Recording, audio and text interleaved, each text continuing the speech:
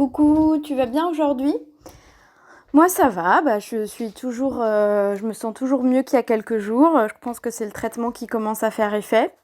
Ce matin, je me suis levée tôt parce que j'avais deux articles à rendre sur lesquels je travaille depuis plusieurs jours. En ce moment, de toute façon, toutes les thématiques de mes articles, c'est autour de la pandémie. Enfin voilà, donc j'ai travaillé là-dessus. Et ensuite, je m'étais dit que j'allais faire du tri dans mes chaussures, parce que ça fait très longtemps que j'ai pas fait ça.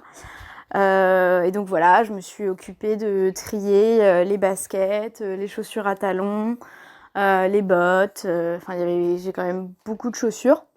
Et je me suis rendu compte que depuis que je vis à Berlin, je porte presque plus de chaussures à talons.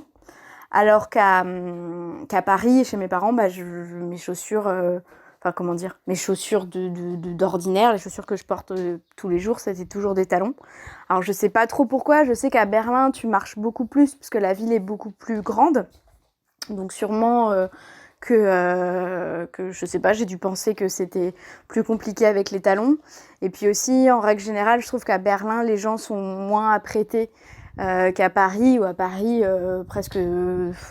peut-être pas toutes les filles, parce qu'aujourd'hui, il y a beaucoup de filles qui portent des baskets, mais t'as quand même beaucoup de filles qui sont en talons à Paris, dans le métro ou dans la rue. Donc j'ai fait le tri de mes chaussures et puis j'ai aussi ciré, j'avais une petite boîte de cirage, les chaussures que tu pouvais cirer quoi. Donc là, je vais quand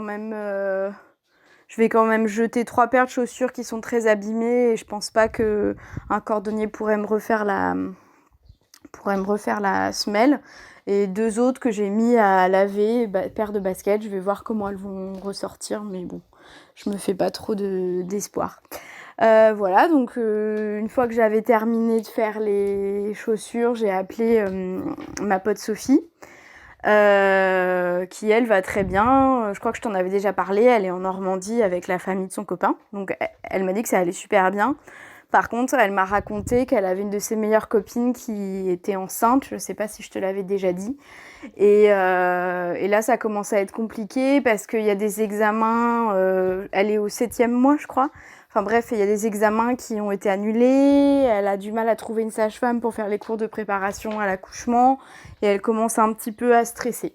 Alors après, la situation est un peu en train de s'arranger en France, même si dans la région Grand Est, donc c'est là où Sophie habite, vers Strasbourg, ça reste quand même une des régions où il y a beaucoup de cas de coronavirus et il manque des lits en réanimation.